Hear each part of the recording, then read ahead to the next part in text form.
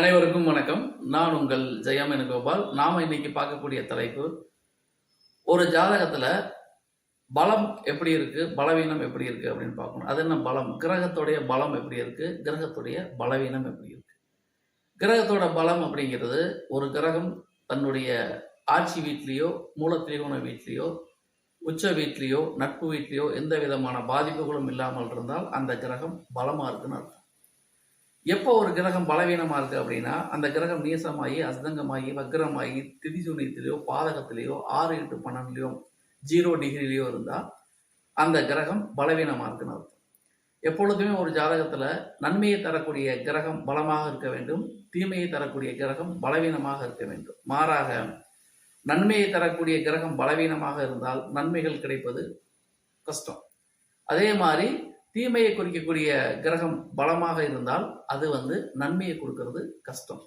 காரணம் என்னன்னா, எந்த ஒரு கிரகமுமே ஜாதகத்துல எந்த பலத்துல இருக்கோ அதை பொறுத்து தான் அதோடைய தசாபுத்தி காலகட்டத்துல கொடுக்கும். எப்பொழுதுமே தீமையை தரக்கூடிய கிரகம் பலம் இல்லாமல் இருக்க வேண்டும்.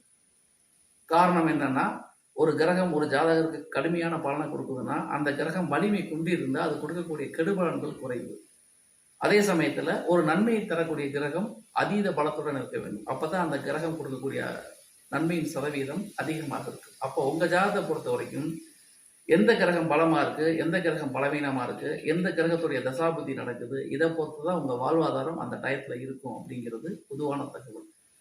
தனிப்பட்ட முறையில ஒவ்வொரு ஜாதகத்திலையும் சிறப்புகள் வேற வேறையா இருக்கும். எல்லாருக்கும் ஒரே மாதிரி அமைப்புகள் இருக்காது. அப்போ உங்க ஜாதகத்துல கிரக அமைப்புகள் எப்படி இருக்கோ அதை பொறுத்து தான் உங்களுக்கு கிடைக்க வேண்டிய நன்மையின் அளவு இருக்கும்.